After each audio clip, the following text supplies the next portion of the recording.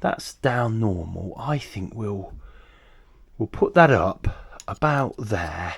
I'm just going to measure what that would need to be. And what it would need to be is about that. So it's about half a centimetre, but it's a little bit more than that. We'll measure that, and then we'll go over to the printer and we'll print a little disc that will go on here, and perhaps with a flat top.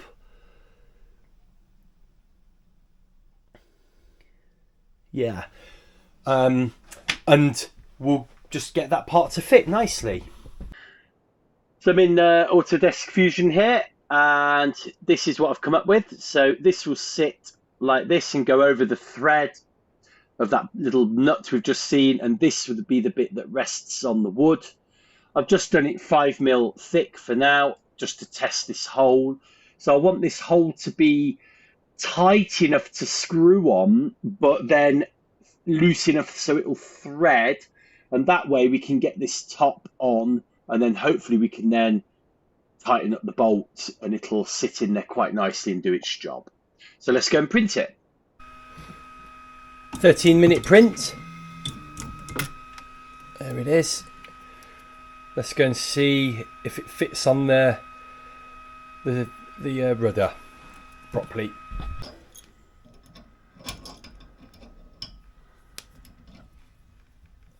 So let's get this out. So when you take this out, you can see, oh, it's not too bad. It's not too bad. It is stripping the thread a little bit.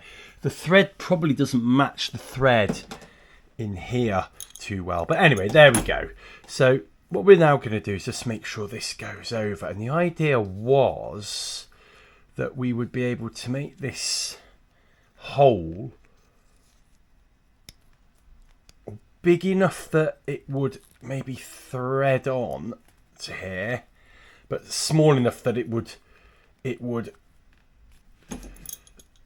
sort of break the thread, so you could adjust the position of it, because obviously we want the flat bit to go at the top like this, but that's not happening.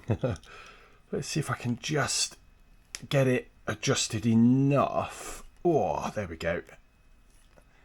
And just get it. It's not quite straight, so we need to print this again, and we'll go 0.5 mil bigger on the hole. But there we go. We've got it sort of on the thread there. So let's now put this one back in, just for the test. We don't need to screw it or anything, and then that would just sit like that.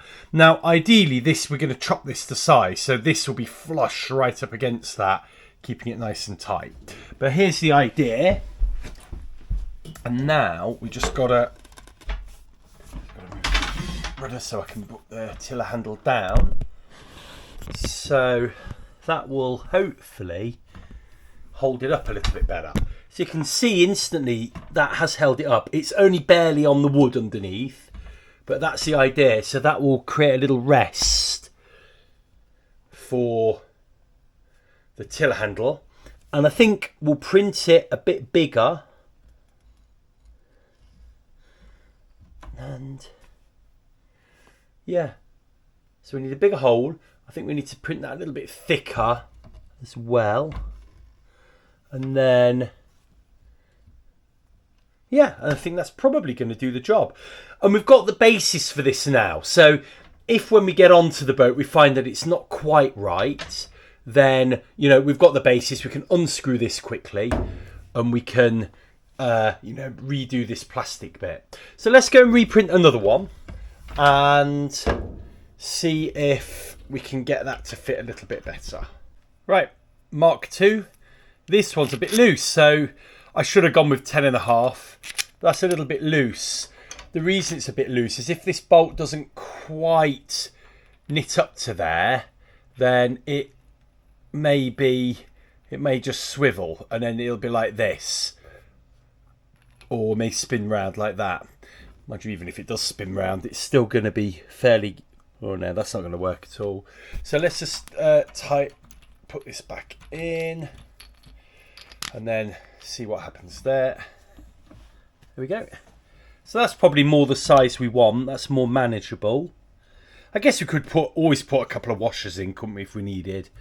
So that's probably all I need to do. I am going to print another one out, do it 10.5, just so it gives it a little bit of sticking power there, hopefully, and then that'll be this done. So I've done a final print. This one is literally, this is 10 point, let me sec, this one here is like 10.4, I think, and actually it fits on, but it's still loose, so it's a nice fit, but it's a bit loose. So I went right back to 10. Sorry, 10 is the diameter of this circle here, and this one just does not fit at all. So it screws on nicely, and I'm hoping it will screw on and then thread as it gets back, so it just gives it a little bit of friction. So this is my Centreboard cover, and it's been super duper nicely T-coiled. I mean, it's been T-coiled to the point that it's shiny. I don't even know whether it's supposed to be shiny or not.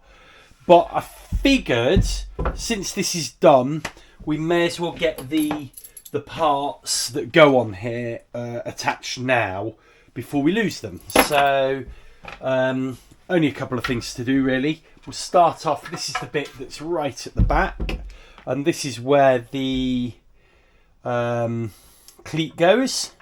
It's kind of a universal cleat, this, really.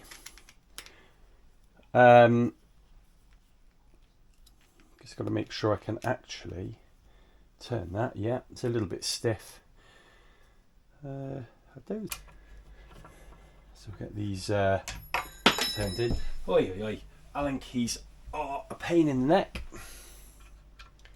But this is the only thing I've got with this size tool. Overdo them. But the screws themselves are extremely robust. There we go, I think that'll do. There we go, so that's that bit done. And then come to the other side, we have these two little sort of, I don't know what you call these, U-bends. And they have a little plate each side. One like that, one like this. That's one done anyway. Here's number 2.